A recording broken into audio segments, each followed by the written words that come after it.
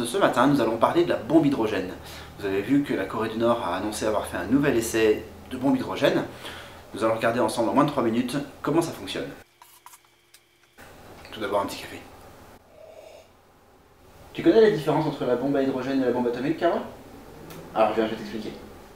Il faut d'abord comprendre de quoi est constituée la matière.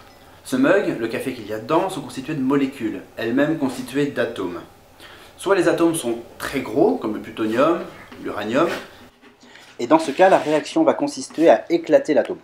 Prenons par exemple un atome d'uranium. On appelle souvent l'uranium 235 ou 238, c'est-à-dire que le noyau est constitué de 235 ou 238 protons. On peut trouver quelques neutrons également dans le noyau de l'atome. Le fonctionnement est le même pour le plutonium. On va bombarder cet atome avec un neutron.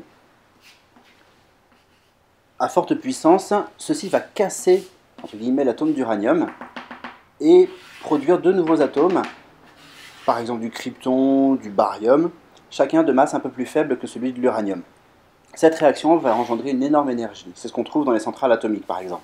Bien sûr, dans les centrales, la réaction est contrôlée. Dans le cas d'une bombe atomique, la réaction est laissée libre, ce qui déclenche une énergie phénoménale. Et toi, Kawa, t'en penses quoi? Parlons maintenant de la fusion, qui est le procédé qui nous intéresse dans la bombe à hydrogène.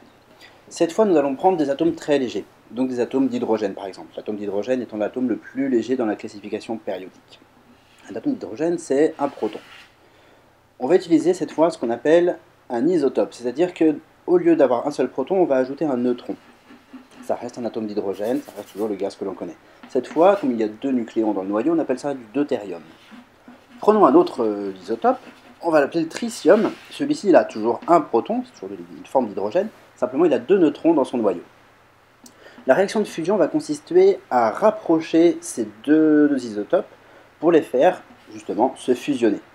Et le résultat de cette fusion va donner un atome, cette fois avec deux protons dans son noyau, deux neutrons.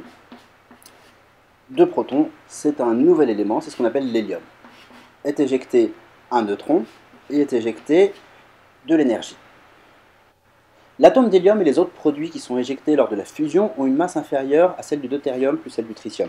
Cette masse se convertit en énergie sous la formule E égale mc2. Merci Albert. C'est cette énergie qui est issue de la fusion. Voyons désormais comment fonctionne la bombe à hydrogène. La bombe à hydrogène, alors d'abord excusez mon dessin, je ne suis pas un grand artiste. La bombe à hydrogène est constituée de deux étages. Premier étage, une bombe atomique. Le deuxième étage est constitué du deutérium et du tritium qu'on a vu tout à l'heure. On peut trouver également parfois du lithium, parfois du plomb, puisque eux-mêmes, lors de l'explosion, vont libérer du tritium, qui va donc favoriser l'explosion. Les atomes de noyaux de deutérium et de tritium sont chargés positivement, et les plus ont tendance à se repousser. Il va falloir donc énormément d'énergie pour les faire se rapprocher et même fusionner. C'est pour ça qu'on a placé un premier étage qui est la bombe atomique. Lors de l'explosion de cette bombe atomique, la pression qui va être générée est telle que le deutérium et le tritium vont enfin pouvoir se rapprocher, fusionner et libérer une énergie qui est bien plus importante que celle de la bombe atomique initiale. Même si au final la puissance de la bombe dépend de la quantité de matière utilisée, on estime que les bombes à hydrogène sont à peu près 1000 fois plus puissantes que les bombes atomiques. Attention, comprenons-nous bien, la fusion ne dégage rien de toxique ou de sale. Le seul résidu, c'est l'hélium. L'hélium, c'est un gaz qu'on respire tous les jours, c'est dans l'air. Alors, beaucoup d'énergie, des résidus propres, pourquoi ne pas en faire des centrales énergétiques, me direz-vous? C'est ce qu'on est en train de faire. Aujourd'hui, on est en train de construire le réacteur ITER, ITER en France. Je vous invite à consulter la page Wikipédia. Simplement, à l'heure actuelle, faire de la fusion, ça demande plus d'énergie que le procédé en libérerait lui-même. Comprenez-moi, c'est pas rentable. Procédé ITER, on l'espère, avec des structures suffisamment colossales, permettra de rendre cette énergie propre à la portée de tous. C'est encore en construction, c'est pas arrivé.